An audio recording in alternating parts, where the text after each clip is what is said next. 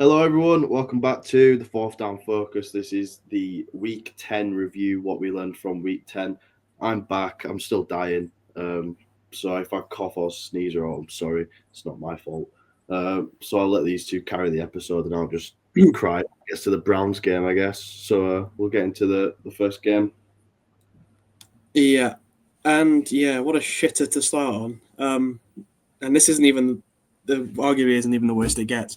I'll let Kian go first as the resident Raiders fan. I had to fucking watch it. So all I've really got written down. So the only thing that was exciting about this game was the punting. AJ Cole is the best punter in the league, bar none. He's unreal. The Broncos punter should not have his job. He was awful. And the main one, I sort of mentioned it on the predictions episode with James as well, is that Daniel Carlson should have been cut the second after this game finished. It's the third game this year that he's cost us. The Bears game, he had his field goal blocked. Okay, you can't really blame him for that. The Jags game, he missed the extra point that took it into overtime. This game, he missed a field goal that would have taken it into overtime. Obviously, we might not win them games, but there's a potential for 3 wins on the board there, and this season looks a lot better. But we're sticking with him because we just love mediocrity with Geno Smith. That's about all I've got to say, really. We expected to lose. I'm glad we put up a bit of a fight. Broncos are shit. That's about it. That sounded like such a me point to make about the Giants, what you just said about the Raiders, like accepting mediocrity. I feel like I've said that about 40 times this year. I'll just put what the fuck, because I turned this off after about 5 seconds. I just didn't watch it. I couldn't be bothered. I'm glad I did, because fuck all happened. I will also say that I managed to convince my Mets into betting on this game, and I put a 4-leg bet on, of which all 4 legs did not land. So that was a waste of my time and money. I don't really have much else to say about this game, apart from I don't know how the Broncos are 8-2 based on how this offense has played in the last couple of weeks. I just said to my mates, I was like, oh, don't worry, it'll pick up in the fourth quarter. They do this every game. Didn't start playing in this one, but because you play the Raiders, you don't really need to start playing. Just shite. Max? I've got nothing. Literally nothing. I put down, I got nothing. Nothing to say about this game. To be honest, I'm not even against it. It was one of the games that happened this weekend. Yeah, it's certainly a game that happened. Yeah. Next up, the Berlin game. And finally, the international fans get a game to watch that isn't fucking tragically bad. The Colts beat the Falcons 31-25, and I think the big takeaway from this is Jonathan Taylor's a bit good, isn't he? But I'll let one of you lot start first. I've sort of exceeded your point there with Jonathan Taylor is a fucking freak.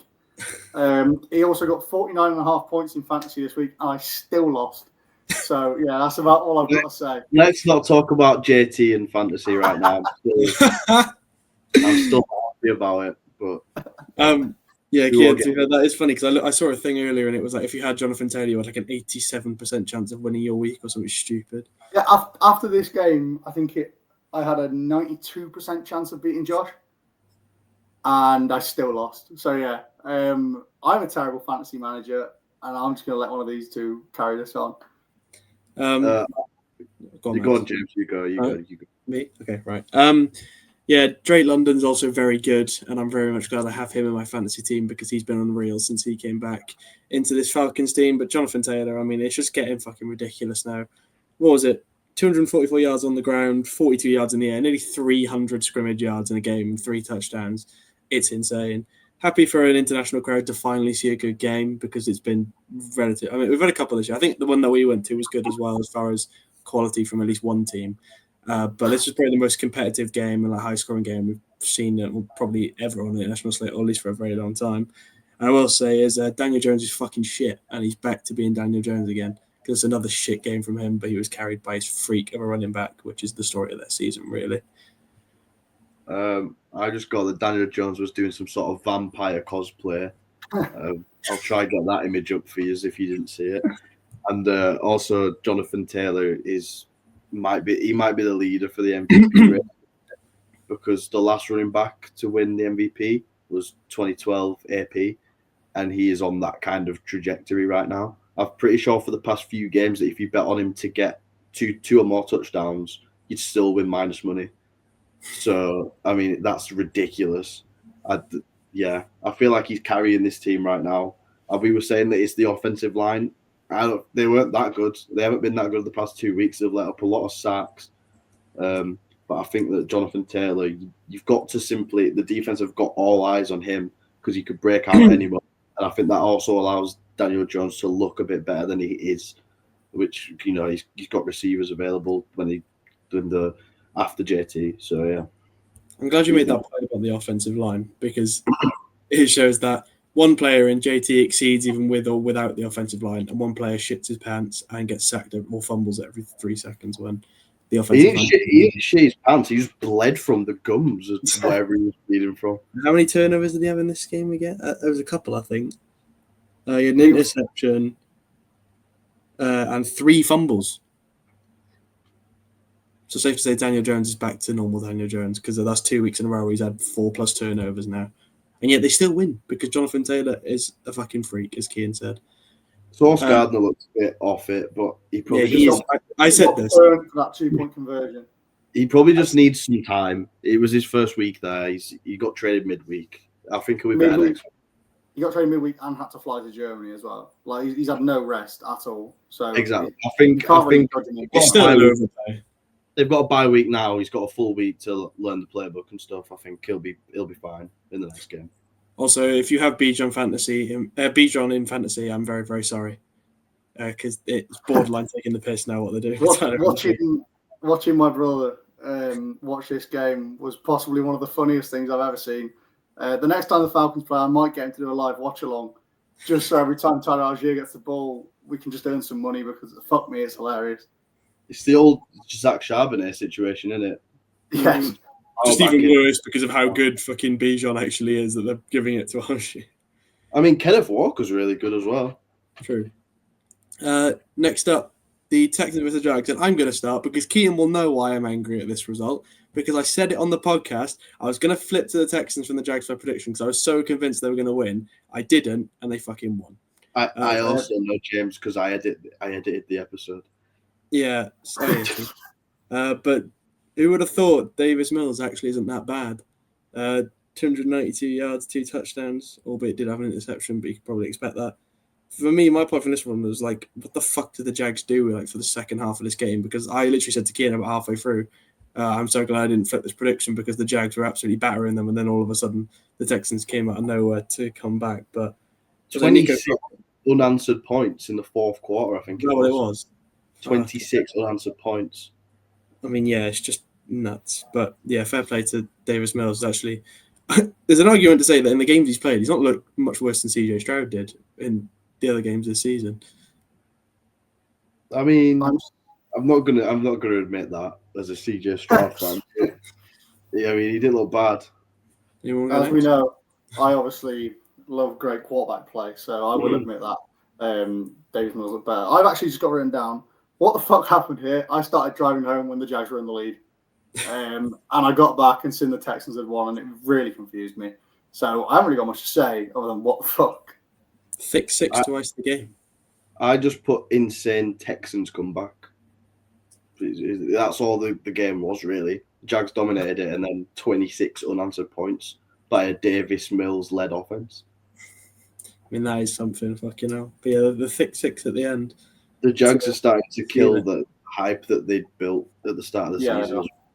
I feel like London has crippled them. They've been absolutely horrendous. Which is weird, because London is usually the thing, like that bright spark of the season.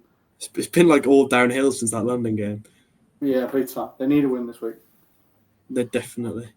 They got the fourth focus curse. Yay, this happened. I've got a few points to make about this game. First one is, if you combine the odds of us losing this, the Broncos, and the Cowboys games together, it's 1 in 60,000. We had a 98% chance to win this game at one point, I believe, and we still lost, obviously. I will say I'm very happy that Daboll's finally gone, because fuck me. I was going to say, I thought you'd be happy. I am, but it's what I mean. I'm not that bothered about the result anymore, because it ended up with Daboll being fired. I am annoyed that Shane Bowen is still in the building, but there we are. But Daboll's fired, thank fuck. Hopefully we get someone decent in for the new head coach. I don't actually mind the idea of Kafka, to be honest. He's already sent Russ to the fucking Shadow Realm where he belongs and promoted Jameis to QB2, which means, well, Dart's head's fucked. We actually get some fun of Jameis just throwing 4 touchdowns and 4 picks a game. So I'm actually very happy it's Jameis. I can't wait to watch him play. But yeah, just fucking shit this again. There's just fourth quarter bullshit with us. The defense is crap. It just folds every time in the fourth quarter. I don't understand why. Like, I don't know what we do. I feel like every time they look at the scoreboard, realize that they're winning, and they just forget how to play the sport entirely. Now, I don't know what happens to us in fourth quarters, but what the Broncos do in fourth quarters, we do the complete opposite, and we just fucking lose every game in the fourth quarter that we're leading. But I'd love to know where we'd be right now if we'd won the games that we were miles ahead in the fourth quarter in, but we didn't, and now we're 2-8. So yeah, fucking shit. But thank God that bald prick is gone. And hopefully we get, like, I don't even know, a Clint Kubiak or someone like that into the building to sort this shit out, because it's really bad. The Bears have the same record as the Lions, by the way. Bears might be the worst team in NFL history with 6 wins. That's my point, because I didn't want to say anything about the Giants or like Brian Daboll, because I knew that James would cover that. So I thought I'll focus on the Bears. 6 wins. I thought they might finish the season with 6 wins, to be honest. But the second in the NFC North, joint with like the Lions on. I think the Lions have the tie break, so they're first. I'm not convinced that they'll carry that form on, but it's impressive so far. I guess. I don't know. It's a weird one. Caleb still hasn't convinced me of that he's worth a first round pick, especially when you've got Drake May performing like he is and Jaden Daniels was like he was last year. So I don't know, but bear down. They got the dub. I love the Bears. It's good to have some Bears positivity in my life today after the phrase bear down was caught and compromised to a permanent end earlier on in the day. Well, I've also got the Giants hilariously good at bottling games. In the English football circle, that's known as doing your leads, and they're just as good at us, to be honest. They're absolutely fucking great at it. I've got the Bears keep grinding out wins. You know, we've like talked up teams that grind out wins on here, and that is what they're doing. So I struggle to sort of say they won't keep the form on. I understand they're not performing to their best ability, but they grind it out, and that's what good teams do. Also, I've just got written down here, sort of like a question to James. So you're not going to win this season, right? Would you happily wait until next year, let Ole Miss play in the playoffs, and take Lane Kiffin? Yeah, as I said, I'm not against the thing of Mike Kafka for the rest of the year to give him like a little interview, because he's probably the only staff member that I would have kept irrespective of what happened. I don't mind the idea of Lane Kiffin. I think, he obviously it would be perfect for Dart. It's like ideal scenario to get him in. But I think there's so many good options out there. I really think there is potential to smash it. I saw someone say trade like a first round pick for Mike Tomlin. I think I'd hang myself if we traded a first round pick for Mike Tomlin. I saw someone say trade 2 first round picks for Sean McVay. I was like, that's not going to happen. Sorry, we're not trading picks for coaches. A first round pick. I was like, there's no way a team in our situation would be trading first round picks for a fucking coach, especially not Mike Tomlin. Yeah, I don't mind the idea of Lane Kiffin. Kiffin's failed in the NFL before at the Raiders, but he was the youngest coach at the time. I think his track record since probably proves that he probably could do it at this level now. It's just whether you could get him out of Ole Miss, because he's literally come out and said it saved his life. So you might struggle to get him out of there. But if you can with a big paycheck, then I think it's probably one of your top options. Yeah, I don't hate it. My other 2 points for this game were, why is our wide receiver and punt kick returner Gunnar Olszewski a better DB than Deontay Banks when he broke up the interception in the end zone? The best defensive player I've seen this season from our entire team. And also, what the fuck is they're getting defensive player of the year and defensive rookie of the year. Right, okay. Yeah, because that's not the fucking issue. It's the secondary, mate. I told you this. You just said best defensive player. Okay, best secondary defensive player I've seen this year. Now you're getting nitpicky. My other point is, what the fuck did CJ Gardner-Johnson do at the Texans? Because this bloke's unbelievable. He had 2 sacks in this game. I think he's just a dick. He was so good. I mean, 2 sacks and a forced fumble. The guy's, fairs. I don't know what he was doing there, but fair play. He was actually really good. Next up, the Vikings versus the Ravens. Another win for the Ravens as they keep their sort of resurgence this season moving. As I said, you can. I go with my point first. 9 is ass. fucking ass. He's invented a alter ego for himself, and he's shit. He's terrible, dog shit. I've actually got a similar point to Max. Maybe if JJ McCarthy spent less time channeling his inner Adolf and more time training, they might win a game. Fair. It took me a second to get what you meant then. Fuck off. Is he the reason they lost this game? I don't know. Well, I thought you were just calling him racist.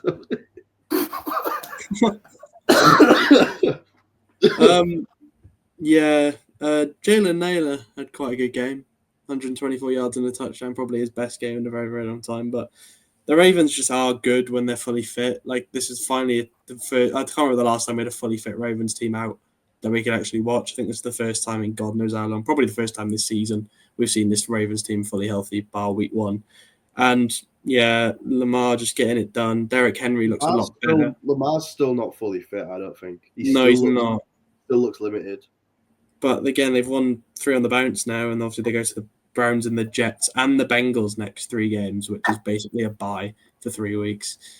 So I don't think they'll have too many problems with that. And then I think after that run, they'll most likely be top of the division. Yeah. Which is meant also when they were 1-5 that they're going to be top of the division and probably comfortably winning it in the end.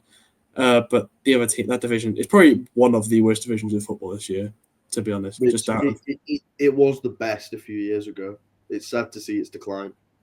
Yeah, I know you've got the Steelers who are like Mr. Like, we're always going to get into the playoffs no matter what happens, which is fine, but it's just boring. And other divisions have sort of taken a bit of a step this year compared to other years. So I think it's definitely fallen down. But yeah, for me, just the Ravens are looking better and better every week. And it's kind of scary that you can't rule them out of anything at the minute, because when you've got Lamar Jackson, Derrick Henry, and that unbelievable defense, it's hard to sort of count them out. I feel like people have done counting them out now. It's like Lamar's back. This is kind of what we had last year now. So people are probably going to stop disrespecting them.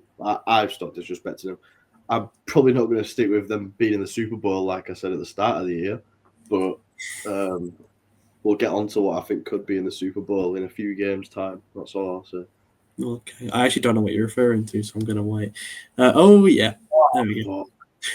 I'm assuming you weren't talking about this. No, I wasn't. The Jets beat the Browns. I think we both said we were tempted with this one because we yes, sort of the Browns. I definitely nearly flipped. I think we both were very tempted. You did, because I don't know if any of you watched the video after it went out, but I as soon as it came up with Browns, and you were like, "What the fuck is this?" I just edited in. It's beautiful. There's a little text. We were both tempted to flip, but we sort of backed the Browns defense to not give up points to the Jets offense, and here we are, Justin Fields with. Well, technically, they didn't give up much points to the Jets offense because it was all punt and fucking kick returns. Because Justin Fields had 54 passing yards in this game, and you still lost. It was the special teams this week, and offense. Was it like a 70-yard return and a 90-yard return? 99-yard kick return, and then a 74-yard punt return. Them 2 plays were back-to-back plays for the Jets as well. Like there were 2 consecutive times that they touched the ball. Like they scored the kickoff return. We had our 3 and out or whatever it was. Punted it back to them and they scored. If there wasn't that Breece Hall screen pass that they got a touchdown from, then Justin Fields would have had 12 passing yards in this game. I think it was. Yeah, we're officially the worst team in the league again. We've took our crown back, and it's a bitter sweetness in a way. It feels right, but it's painful, very painful. I haven't got that much to say really. There's what can I say? We just got beat by the Jets in embarrassing fashion. I don't. Actually, I do have something to say. Somehow, as I sent to you two, Dylan Gabriel somehow got nominated for Rookie of the Week. He was throwing it at people's feet. Like, I know the offensive line isn't that good and his weapons aren't that good, but that he was throwing it at people's toes. Like, he's just throwing absolute. He's got a noodle of an arm. He's like 5'2". I'm just put Shador in, please. You drafted the perfect timing to put him in. Nice. Just see what we've got with him. Like, there's nothing else working at this point. He put Bailey Zappi in. Well, just anyone. Dylan Gabriel's not it, and I think Ty Simpson off Mendoza should be a Cleveland Brown. It can't be any worse. I think you should fuck off with them two, as I would quite like one of them. All I've written down is this was just quite funny, wasn't it? No, not really much else to say. It was just a funny game of this sport, man, and there's really nothing else to be said. Anything that was going to be said has really been covered. So yeah, this was a game, and it was probably more exciting than I expected it to be. To be fair. Yeah, it was funny. That pass from Dylan Gabriel, where he just fucking it was like a 8-yard pass, and he underthrew it. Might be the funniest thing I've ever seen in my entire life. He got a noodle for an arm. I've just gone. Oh, hello, I'm back. Got a noodle for a. It's ridiculous. But yeah, I will say, if you're a bad team, but at least you have your draft pick this year, because what I realised is, I forgot to mention on the Falcons bit, they are currently 10th in the draft board and don't have a first round pick. It's the Rams pick. Which is scary. The Rams are probably going to pick in the top 10. The Rams might pick in the top 10 and win the Super Bowl, which is Ridiculous. Crazy. I was listening to a mock draft earlier, and they were like, "Well, this is weird because they're really good, so we don't really know who to take in this spot." I think they ended up taking Sonny Styles from Ohio State. He was a very good player. Ridiculous. Next up, Patriots versus the Buccaneers, and it was always going to be a close one, but the Patriots just about get it done. And I think I said to Kian on the sort of preview for this, it was that if the Patriots win this, I'll sort of believe that they're actually a serious team to consider as a competitor this year, and they did win it, so I've got to accept that is a team that is going to compete. But my main point from this one was Travion Henderson finally decided to turn up at 10 weeks into the season, and he is insanely quick, by the way. I watched him a lot at Ohio State, but he broke away for a touchdown, and somehow it was quick enough to be able to stop, look at Braves, and be like, "Should I score a touchdown? Are you, yeah, okay, right." And they just kept fucking going. I'd been saying it all season. He's unbelievable. And it's nice to see him finally get the chance. I've just put down that Pats are a serious team, and that win cements that. They finally beat another big team after the Bills win. That could have been a fluke. I think this proves it wasn't. I've got written down, again, I've also got something to do with Henderson here. I've just got Henderson, nice to see we can prove what he can do when given a big workload. And obviously the rumours say he's being fed a big load on Thursday night. I'm so glad you said it, because I didn't want to have to say it. We'll see again on Thursday. Hopefully that means on the field. And I've also got written down serious contender, because, we sort of both said it on the predictions episode, James, where if they lose this game, you look at who they've beaten, it's a bit like, maybe they're not as good as we think they are. But to beat the Buccaneers, who have been one of the best teams this season, it pains me to say it. I fucking hate this franchise, but I think they're a serious team again. And I called it from day one. We'll also say Matt Collins went over for 100 receiving yards in this game. He's a twat. He doesn't wear shoes, though. So he's an absolute bell end. But yeah, Egg Booker as well had a big game for the first time in a while, 115 yards and a touchdown. Again, handy for my fantasy team. As much as Kian is begging it for him to put him into a trade. Just fucking give me him. What's the point? Nope. The point is I can actually win the whole thing this year, mate, and you can't. I'm 2-8. I could win it too after starting over. I had one more about this game, actually. I think another underlying key to success for the Patriots has been the fact that Stephon Diggs has stopped being a wanker.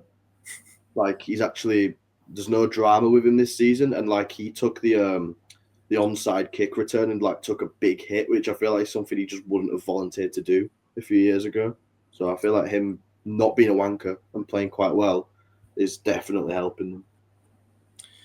Next up,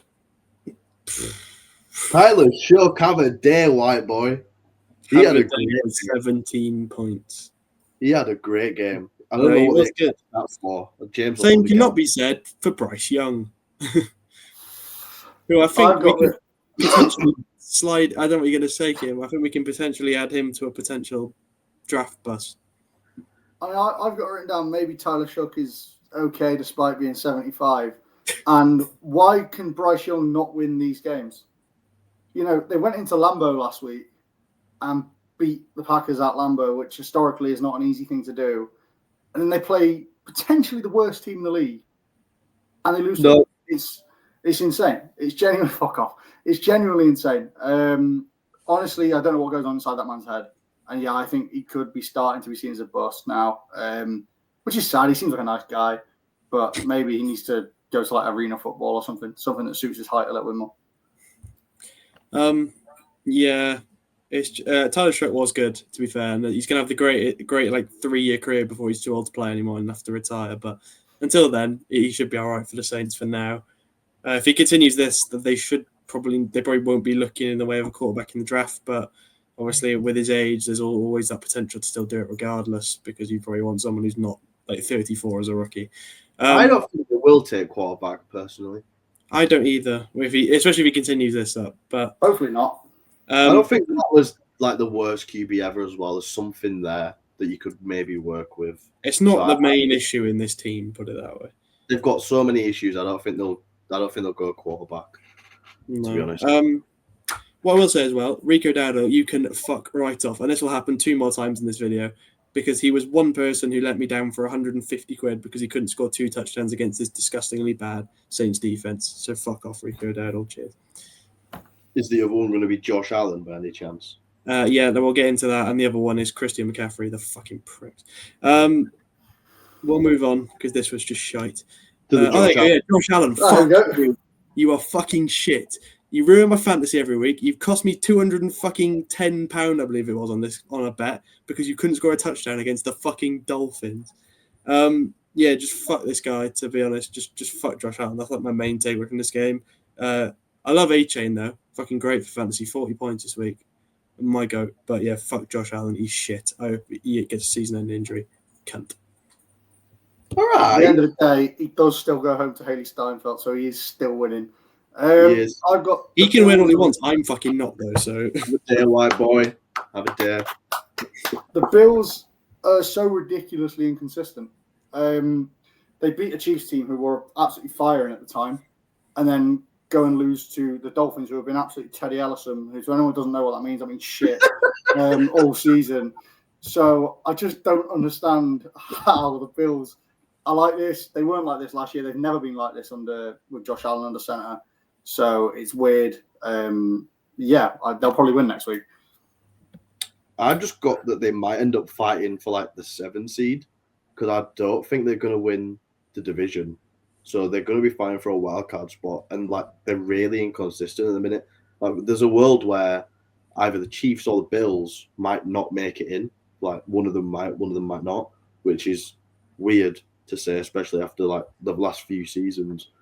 But yeah, the loss to the Dolphins here is weird and embarrassing, honestly. There was also the clip of Mike McDaniel driving past the Bills fan bar, which was hilarious. Maybe he's starting to win me back over a little bit. I'm not gonna lie. I respect that. Yeah, I just don't like Josh Allen, to be honest. At the minute, he's just doing my head in every metric possible. But we'll move on to the Seahawks versus the Cardinals. And my point for this game, for about 15 minutes, I thought the Seahawks were going to break an NFL record in points based on how that first quarter went, because it was fucking ridiculous. But apart from that, I wouldn't say they were amazing post the fucking first or second quarter, really. They sort of fell off a bit. I don't think they had to be, though. No, they didn't. But Sam Darnold only threw 12 passes in this game, which is nuts in a 44-point win. They only threw 12. Well, DeMarcus Lawrence scored 2 touchdowns in this game. Which is ridiculous. Who the fuck is George Halani, and why is he getting more goal line snaps than Kenneth Walker? I don't know where he came from, but he was crazy. Is he another Cal Manon guy who's just like came in the 7th round and no one knows who the fuck he is, but he's pretty decent. In. So Trey McBride's usage is a bit ridiculous. 127 yards off 9 receptions and a touchdown. Thank you for that trade a few weeks back, Kian. That's helped me out. Not a problem. I didn't want him anyway.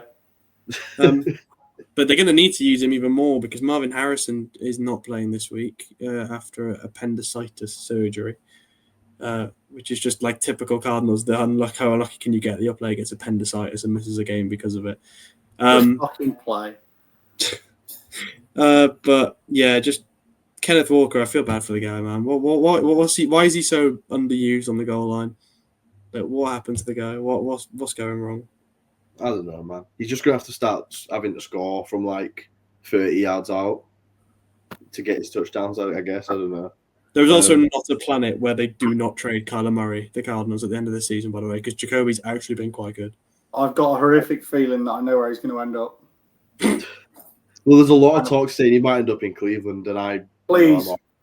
He was so nearly a Giant apparently last year, so I'm very happy that we took Jackson Dart I don't know what his situation's like, but I feel like they probably are going to move on from him in some way, shape, or form. Whether that's just benching him to 2 or trading him, I don't know. But something. I don't think he'll sit as a 2. I don't know. I don't think he cares. There's a new Call of Duty out. True. So I really don't depending on when games come out, he's not going to care about starting or not. These slates of windows, the windows. What the fuck am I about? This window of games, the 9 o'clock games, has just literally become the Seahawks beating the fuck out of someone and like the Rams going insane. Like that's all the 9 o'clock window is now. I've just got down. Oh, this is what I was on about earlier. Actually, hear me out. Seahawks Pats Super Bowl rematch 2026. The Seahawks are not a Super Bowl team, in my opinion. They're the best team in the league right now, and if we did power rankings, they'd be one. I don't think you can. I don't think they would. I think the Rams would be one personally. I mean, the NFL power rankings. Kansas City Chiefs top the other day. I'd go Rams personally. We'll get into it in the next video, but Rams Seahawks is this week. Yeah, so I guess we'll easily game of the week. That could be game of the year. Proven right or wrong based on what happens in that game. But I'm glad you mentioned that game is probably the best team in the league right now. Yeah, I don't disagree. I'm glad you mentioned the Rams though, because that's next. Oh, yeah, Christian McCaffrey, you son can fuck right off. How the fuck do you not score a touchdown in this game? Again, that's another bet that cost me £250. So between Christian McCaffrey, Josh Allen, and Rico Dowdle, I missed out on £600. Do you want me to get mine out of the way? Yeah. As it provides no insight into this whatsoever. I'll be honest, didn't watch this game. It's the expected result. Rams are serious. The 49ers are a set of cunts. Please continue. I just put Matthew Stafford. Oh my God. This he's having like a John Cena retirement tour kind of thing. Like he's nearly fucking 50 years of age and he's like slinging it every week. I thought his career was done a few years back when he had the back issues. He's still going. And it's incredible to watch. It was incredible to watch in person in London. Yeah, my couple of points were Matt Stafford is my MVP leader right now, and you can actually debate with the wall against me if you think I'm wrong. In my opinion, he should be the MVP as of right now. If you're giving it to a quarterback. He's the best quarterback in the league right now by, I think, quite a bit. I think I don't know when the last game he didn't throw out over 3 touchdowns was. He's on a rampage at the minute. The 49ers putting Brian Robinson Jr. in on the goal line should be considered malpractice. What the fuck are you doing? Well, they're used to that. Just ridiculous. And just overall, the Rams, as I've said it so many times this season, I said it at the start of the year, and I got laughed at actually for saying it. But the Rams are a Super Bowl team, and Matthew Stafford is the MVP. I don't think anyone laughed at you for saying you did. I believe it. No, it was actually in the off season where you were doing your hot takes video, and I said the Rams could be a Super Bowl team, and you booted me off and laughed at me for how ridiculous that take was. Yeah, but that was because that was content. Yeah, but you thought it was ridiculous for me to say the Rams could be a Super Bowl team. I also agreed with someone that said that Deshaun Watson should be in the Hall of Fame. I'm not sure we can take them videos too seriously. I mean, we also did predict Max did say Shane Steichen will be first coach fired this year, so springs and roundabouts with but I also said that the Patriots would be good this year, so it all evens out. But yeah, the Rams was very good. The 49ers are a fraudulent team with what were they 6-4? I don't know how they've got that many wins, to be honest.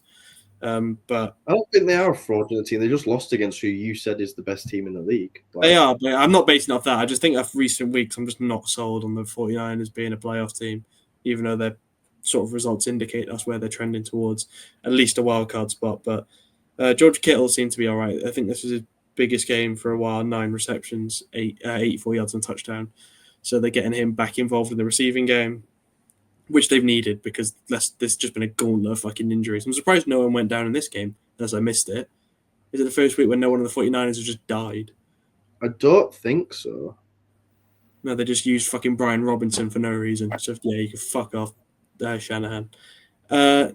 Next up, the Commanders versus the Lions.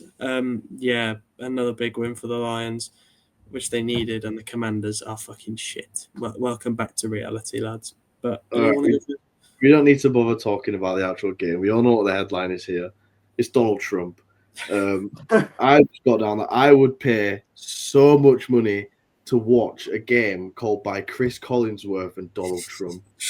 I think that's my dream. Regardless of what you think about his political views, whichever way you lean, it's funny. It's really funny, and you can't deny that. Him just got every play was like, well, this is a huge play, and then just got like a 3-yard rush, and he was like, wow. Like, you want to call this next play, Donald? Yeah. Wow. Just every time. And then he called a touchdown as well, which was funny. And Amon Ra also did the celebration and pointed to him, which is interesting. Apart from that, Jahmyr Gibbs is good, isn't he? Yeah, I was going to say as well, I've never been more confused in my entire life than when watching Red Zone and Donald Trump just popped up on my screen when this game came on. I've never been more confused. I think I put in the group chat saying, am I actually seeing things right? What the fuck is going on? He had missed it. He was fuming. I was gutted I missed it. I was just watching Red Zone, and then all of a sudden he's just on my screen, and I was like, "Oh right, yeah, that's just normal, isn't it?"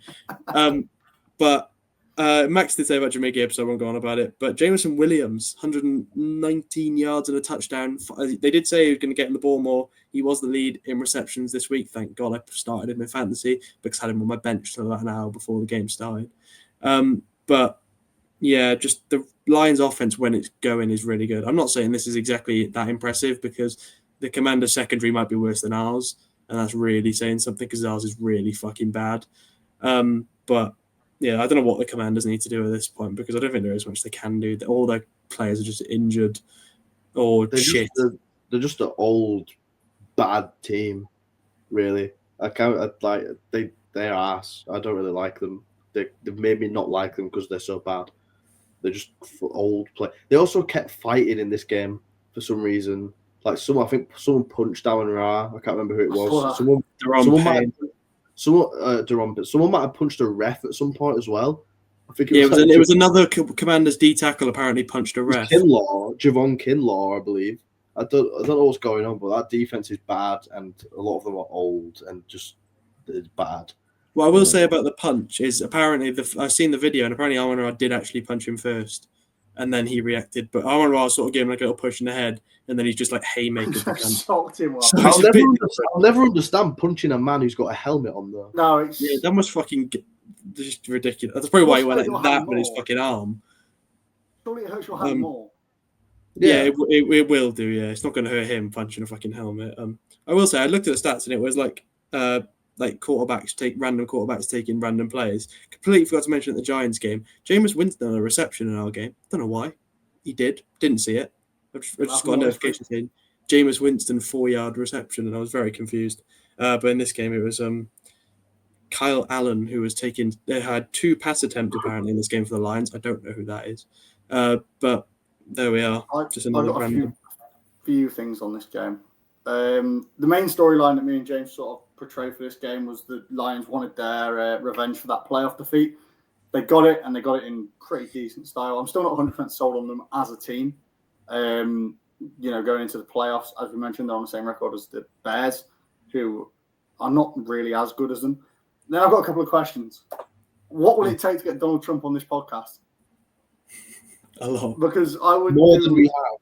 I would do serious things just to hear him do a predictions episode. Collinsworth is the priority. I asked that what I asked first. A second relation. Did anyone see his plane flying over the building? Yeah. And all the players just fucking staring up at it. I can't imagine that helped. It came up on the commentary saying, like, "Oh yeah, he's going to join us in the second half," and I didn't actually listen to it properly because I was like, what? I didn't process that they actually meant, "Oh no, he's actually going to be in the commentary booth." I didn't. I knew he was going to be there because there's been a lot of talk about it through the week. He wants something to do with the stadium. He wants the Commanders to name their new stadium after him. Yeah. So I knew he was going to be there, I didn't think he was going to be calling a touchdown. That's what I mean. When they said he's going to join us, I thought, he's going to sit the crowd for the second half, not fucking be in the box calling touchdowns and shit. It was a great touchdown. The best. And touchdown. the bloke who did a fucking 6-7 meme in front of the President of the United States should be fired. He should be fired on the spot. That's horrific. He should be fired. Anyone who does a 6-7 joke as a professional sports commentator should be sacked.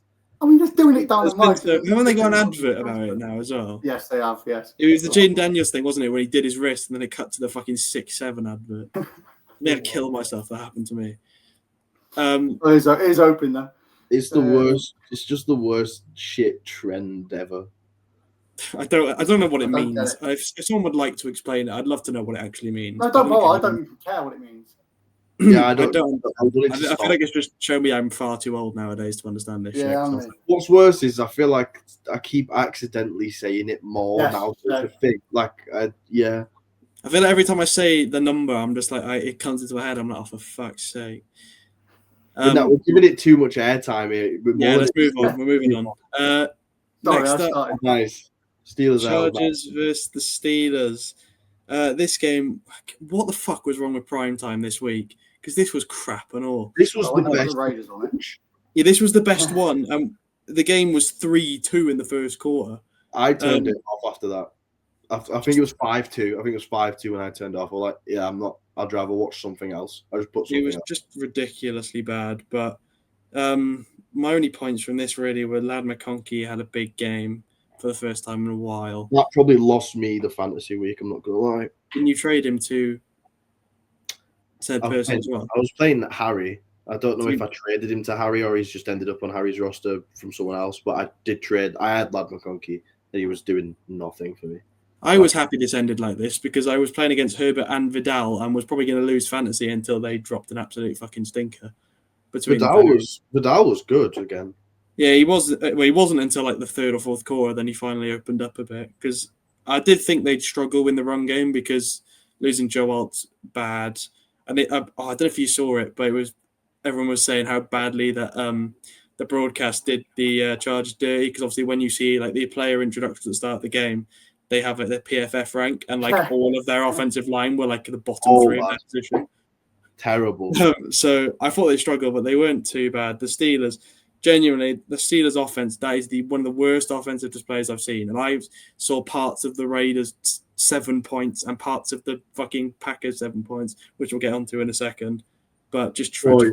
This was. Boys, war is over. What? Bucky Irving was practicing today. Officially limited. He still practiced. That's the most. I thought you like started Shadur or Better's fired Stefanski or something. You think I'd react that much to starting Shadur Sanders? I don't care. I'll make you a new fantasy deal. I don't want Quinton Judkins anymore. It doesn't matter. No one's gonna. He's gonna get vetoed again. I wonder who vetoed that. You fucking fat Welsh gimp. For anyone who doesn't understand, Max and Kian made a trade for Jonathan Taylor yesterday on our fantasy league, and me and Kian's brother vetoed it in about 3 seconds after it got proposed. Bullshit. So Max is absolutely fuming. Trades. Why is that a thing? Just make it ethical, mate. You know, we don't want our mate who had a head loss after doing assignments to be scammed like that. It was his trade. He chose it don't matter. Every player in the trade. So Kian's basically holding Jonathan Taylor hostage in our fantasy because anytime he tries to trade him, it's just going to get cancelled. I can't wait to just cut him. I'm going to cut him for the playoffs.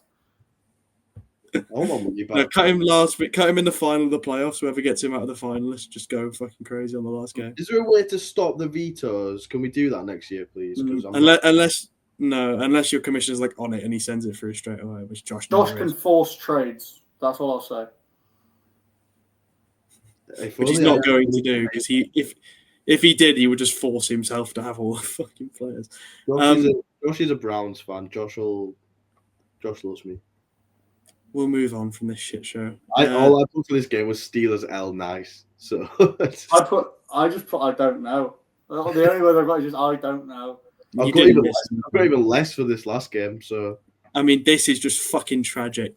This tops it for worst game of the week. I think this is worse than the Raiders because this was 0-0 at halftime. Can we not talk about topping it in a team that Jair Alexander plays for, please? That's very insensitive. Brilliant. Mm-hmm. I just put yawn. I mean, yawn doesn't even describe it. I still don't think it was worse than the Raiders Broncos because at least takes some fucking doing. At least this is two decent teams. Yeah, I feel like that makes it worse because you expect, like, we all expected the Broncos game to be shit. Well, we expected this to be it was like a chilly night in Lambeau, second half of the season, everyone's in the crowd and it's just like a slow, boring game. It kind of makes sense. Whereas Broncos and Raiders are both ass. It was windy. I want them to just like go at each other and have like two retards fighting kind of vibe. But this was just.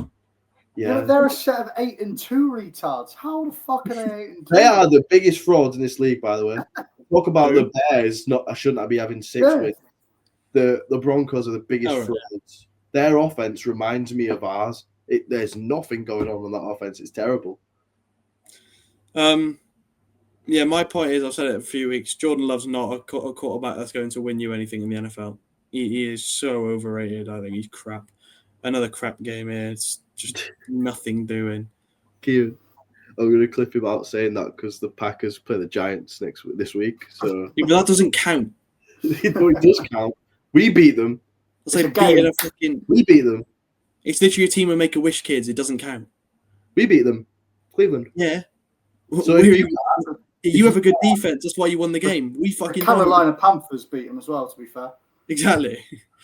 We won't beat them. If you can't beat them, then that's a you problem. We probably will lose, but it's not going to be because of Jordan Love. Is what I will say. It will be because of Josh Jacobs. I'm just going to clip it out and just. That's fine. Even if he does have a good game, I don't care because I'm still going to force the agenda. He's shit. Yeah, just bad. It's just bad game. I don't have much to say. Force an agenda all you want, James, but people actually have to listen for them to care. No one's made it far into the video anyway. No, very that's why I started making slightly outrageous comments. Someone saw me mute myself and blow snot into This could be the 1 week where someone actually watched it. And I went, oh, I'm not watching that. But that is all we have for our. Unless anyone's got anything else to add to this game. No shit. I've just got written down shit. So that is all we have for what we learned from week 10 of the NFL. So we will be back in a couple of days for our predictions video. Are you fucking kidding? We'll be back in about 10 minutes for our predictions. Well, we will. They won't see it for a couple of days. We're doing another video. Yeah. Shit. If you made it this far in the video and you're wondering why we haven't changed clothes probably in the next one, we're recording these on the same day. So just be aware. But they'll see it in a couple of days, not us. But thank you very much to Max and Kia for joining me, and we will see you all. Go Browns.